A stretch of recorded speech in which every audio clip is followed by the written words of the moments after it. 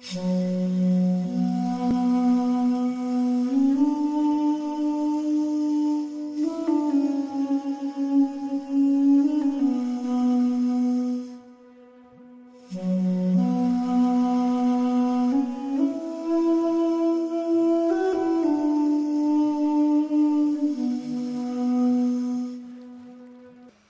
نے کیا کیا؟ وہ آدھی رات کو آیا، منہ چھپایا، جبہ پہنا، لوگ سمجھے امام حسین آ گئے۔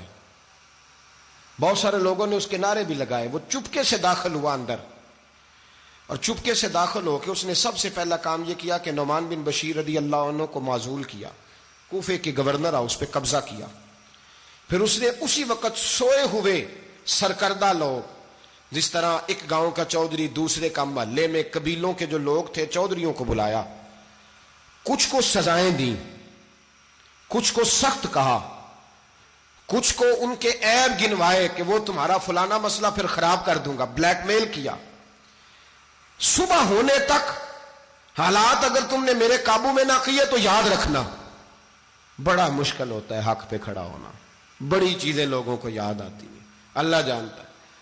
پہلے کچھ ہوتا ہے، بعد میں معاملہ کچھ ہوتا ہے۔ حضرت مسلم بن عقیل کے ساتھ جس دن عبید اللہ ابن زیاد آیا 40,000 کا لشکر تھا، اگلے دن صبح ہوئی، اگلے دن تو یہ حال ہو گیا کہ آپ جب کوفے کی جامع مسجد میں زور کی نماز کے لیے گئے تو 5-7 ہزار آدمی نماز پڑھنے آیا، اور جب مغرب کا وقت آیا تو لوگوں نے چند ہزار لوگ رہ گئے، نماز کی نیت باندھی۔ ایک مسئلہ بھی سمجھ میں آئے گا، لوگوں نے نماز کی نیت باندھی تو حضرت مسلم بن عقیل امامت کر رہے ہیں، ہاتھ باندھے ہوئے ہیں، تو بہت سارے لوگوں نے پیچھے ہاتھ چھوڑ دیے۔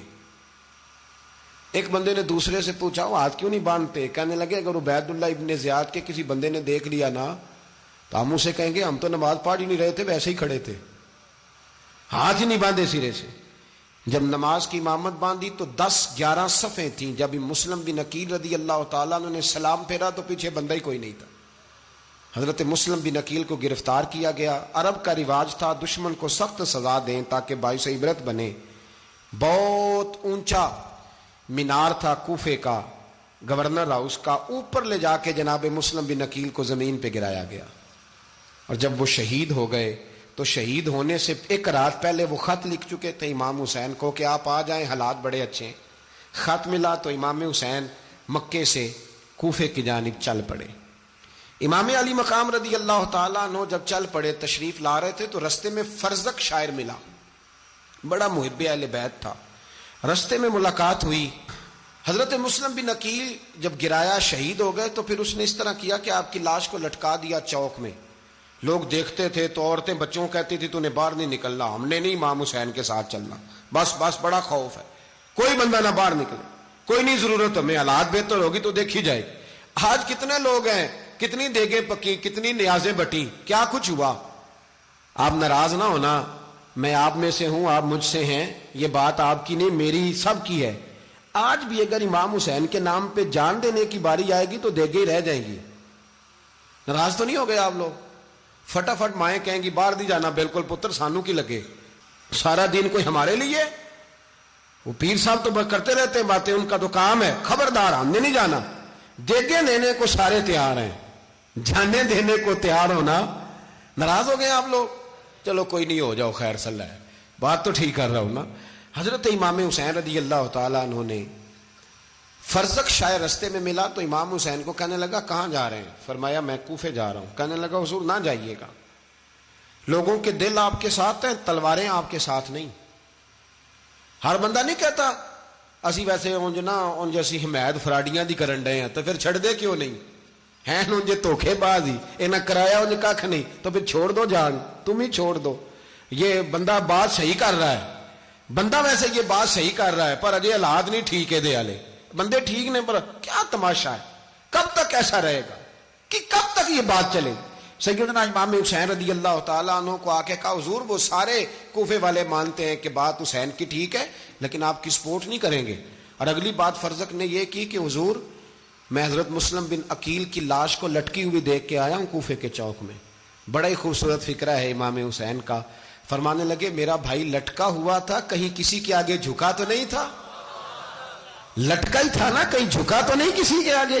کہا حضور نہیں، تو آپ فرمانے لگے کہ مسلم بن عقیل لٹک گیا تو حسین بھی لٹک جائے گا لیکن جھکے گا۔ حضرت امام حسین تشریف لائے، بچوں سمیت آئے۔ حور بن یزید ایک شخص تھا، حور بن یزید، حور بن یزید نام یاد رکھنا۔ حور بن یزید ایک مختصر سا لشکر لے کے اس نے امام حسین کو ایک جگہ پہ روکا، پھر دوسری جگہ پہ روکا، بالآخر تیسری جگہ پہ روکا تو امام حسین نے فرمایا جگہ کون سی ہے؟ کہا حضور کرب و بلا۔ فرمایا بس یہی خیمے لگا دو، یہی۔ حضرت سیدہ زینب نے پوچھا امام حسین سے کہ سارے زمانے نے روکا ہے، ٹھیک ہے آپ حق پہ ہیں، یہ بھی سب نے کہا ہے آپ حق پہ ہیں، پر روکا بھی سب نے، آپ روکے کیوں نہیں؟ تو ابن کثیر اور ابن اسیر لکھتے ہیں کہ امام حسین رو پڑے، کہنے لگے بہن میں رک جاتا پر میں نے رات کو نانا مصطفیٰ کو خواب میں دیکھا ہے۔ تو حضور نے فرمایا حسین اگر آج یہ رواج پڑ گیا نا یزید جیسے لوگوں کا تو قیامت تک پڑا رہے گا، پھر لوگ کہیں گے کوئی نکلا نہیں تھا تو ہمیں بھی نکلنا، پھر لوگ ظالموں کے سامنے گردنیں جھکانے کے عادی ہو جائیں۔ میں کہتا رہتا ہوں، کہہ رہا ہوں، کربلا کی جنگ کفر اسلام کی جنگ نہیں، کفر اسلام کی جنگ نہیں کربلا کی، کیونکہ یزید تو بڑا پکا نمازی تھا، خطبہ دیتا تھا وہ تو۔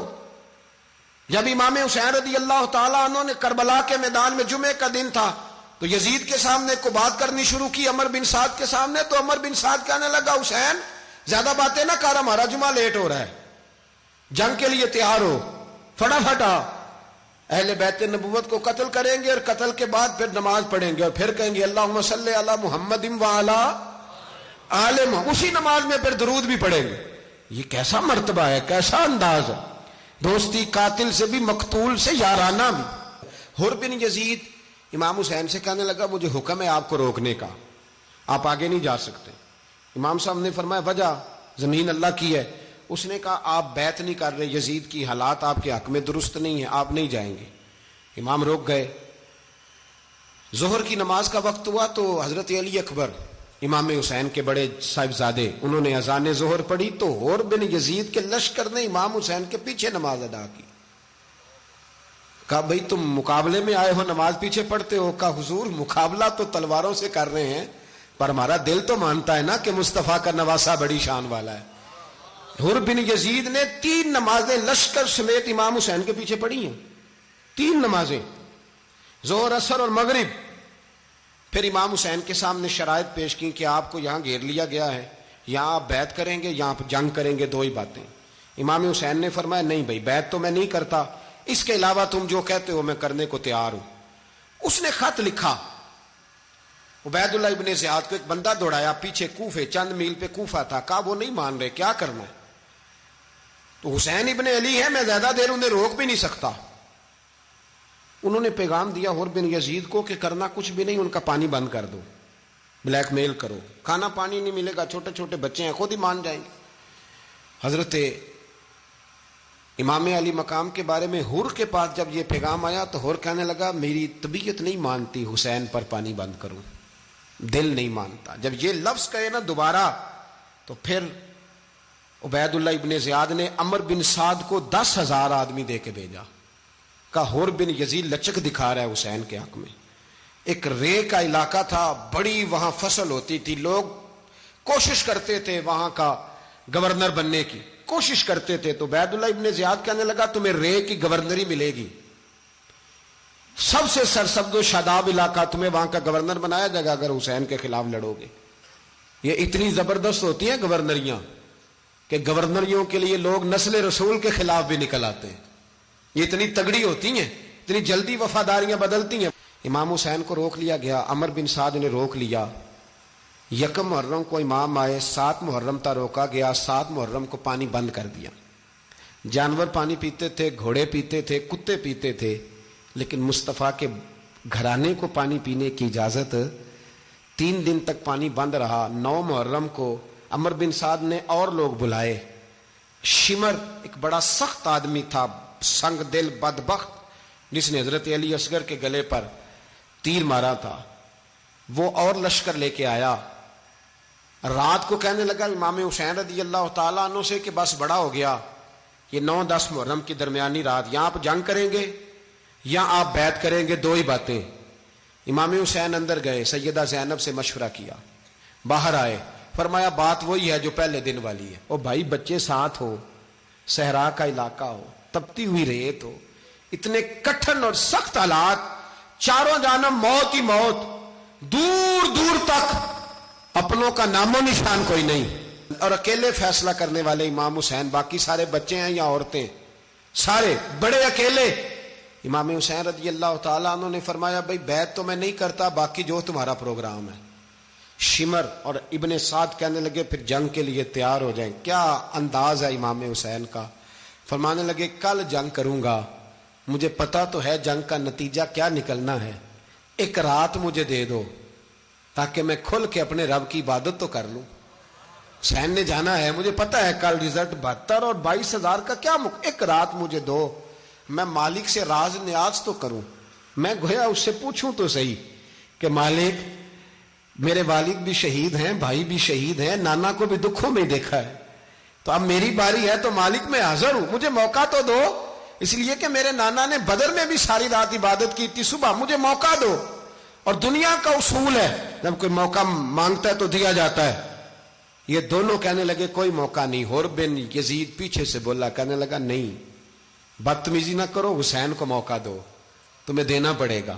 موقع دیا. حر بن یزید نے پھر منت کی, کہا حضور آپ مہربانی کرے مان جائیں. فرمایا ماننے والا کھاتا کوئی نہیں.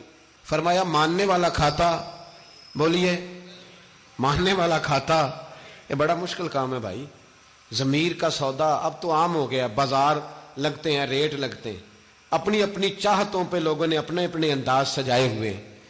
کوئی آدمی بس اچھے طریقے سے نام لے لے تو بس ہم اس کے پیچھے چل جاتے ہیں. اب تو عام ہو گیا یہ معاملہ. امام حسین نے فرمایا ہو ہی نہیں سکتا, ممکن ہی نہیں ہے. ساری رات عبادت میں گزری, ریاضت میں گزری. تہجد کا وقت ہوا تو گھر والوں کو بلایا, فرمایا دیکھنا تمہاری سی کی آواز نہ باہر آئے, خبردار سی کی آواز نہ آئے. اور امام زین العابدین سے فرمایا تو بیمار ہے, تو جہاد نہیں کرے گا, لیکن خیال رکھنا پیچھے. اور بڑی قیمتی بات بتا رہا ہوں, ہماری بیویاں کسی کے گھر میت ہو جائے تو 4 دن بخار نہیں اترتا. امام علی مقام نے سیدہ زینب سے فرمایا تو بڑی ہے, میری بہن ہے, پیچھے سارے بچے ہیں, جوان ہیں, ان کے حوصلے تیری ذمہ داری ہیں. صبح جنگ کا طبل بجنے لگا, فجر کی نماز پڑھی, سورج چڑھا, 10 محرم کا دن, جمعے کا وقت. جناب سیدنا امام حسین رضی اللہ تعالیٰ عنہ نے ریت پر سجدے کیے, لمبے سجدے, لمبی نماز. سورۃ الشمس کی آیات دوسری رکعت میں پڑھی تو سارا کربلا گونجنے لگا. کیا انداز تکلم تھا امام علی مقام کا. نماز مکمل ہوئی تو حر بن یزید, عمر بن سعد اور شیمر سے کہنے لگے واقعی حسین سے لڑو گے؟ پتہ نہیں کون ہے. قل لا اسالکم علیہ اجرا, تم نے نہیں پڑھا الا المودۃ فی القربى, تمہاری آنکھیں بند ہیں. الحسن والحسین سید الشباب اہل جنہ, تمہیں نہیں پتا؟ کہنے لگا چپ کر, حکومت نظر آ رہی ہے. اور بن یزید کہنے لگے پھر میرا بھی فیصلہ سنو, مجھے حکومت نہیں چاہیے, مجھے جنت چاہیے. حکومت نہیں چاہیے. امام حسین کی پہلی فتح دیکھیں, اور بن یزید ایڑی لگا کے نا یزید کے لشکر سے نکل کے امام حسین کے لشکر میں شامل ہو گیا. اور پہلا شخص جس نے امام حسین کو روکا, امام حسین کے نام پر پہلا سر بھی اسی شخص نے کٹایا ہے. لیکن یزید کی قبر پہ لعنت بھی کوئی نہیں برساتا, اس کا محل تھا بہت بڑا. لیکن جب لوگ کربلا میں امام حسین کو سلام کرنے جاتے ہیں تو قدموں میں حر بن یزید کا مزار بھی بنا ہوا ہے, اس کو بھی سلامی دی جاتی ہے. اور اب ہم اکیلا حر بن یزید نہیں کہتے, ہم کہتے ہیں حر بن یزید رضی اللہ تعالی. اب ہم اتنی تعظیم کرتے ہیں اس حر کی. جناب امام حسین کو میدان میں کھڑا کیا گیا, جہاد کا طبل بجا, پہلے خدام آئے. اور سن لو, آج وہ پتہ نہیں بازاری سے لوگ چڑھ گئے اسٹیجوں پہ, بازاری سے, نہ چہرے پہ داڑھی ہے نہ سر پہ کوئی کپڑا ہے, بازاری لوگ ہیں, بھاگ رہے ہیں, بازو چڑھائے ہوئے ہیں, بٹن کھولے ہوئے ہیں, تماشا بنا دیا. سننے والوں کا بھی اللہ ہی حافظ ہے, وہ سٹیج پہ اہل بیت کی شان بیان کرتا ہے, بھاگ کے ادھر جاتا ہے. یہ کوئی طریقہ ہے؟ سننے والوں کا بھی عجیب انداز ہے, ہر بندے کو سننے بیٹھ جاتے ہیں. دین مہذب ہے, تہذیب والا ہے, دلائل رکھتا ہے, دین وقار رکھتا ہے, ایسے لوگ اب دین بیان کریں گے؟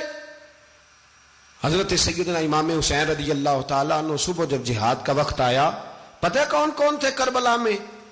امام حسین کے ساتھ امام حسین کے 4 بھائی تھے کربلا میں. کتنے؟ بول کے بتائیں. حضرت علی کے 4 بیٹے، عباس بن علی، جن کو حضرت عباس کہا جاتا ہے نا، علمدار، یہ حضرت علی کی دوسری زوجہ میں سے. عباس بن علی بھی تھے اور ابو بکر بن علی بھی تھے، عمر بن علی بھی تھے، عثمان بن، یہ حضرت علی کے بچوں کے نام ہیں. یہ آپ کے شہزادے امام حسین کے ساتھ شہید ہوئے. ان کا نام صرف اس لیے نہیں لیا جاتا کہ ان کا نام خلفائے ثلاثہ کے نام پہ، حضرت علی نے اپنے یاروں کے نام پہ رکھا ہے تو تم نے کربلا کے میدان سے خارج کر دیا.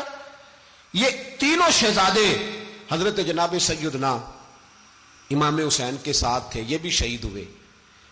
حضرت جناب زینب امام حسین کی سگی بہن ہے، ان کے 2 بچے تھے، اون و محمد. جب امام حسین میدان میں جانے لگے تو جناب زینب بچوں سے کہنے لگی نہ، پہلے بھائی نہیں جائے گا، پہلے بھانجے جائیں گے. 2 بچے شہید ہوئے.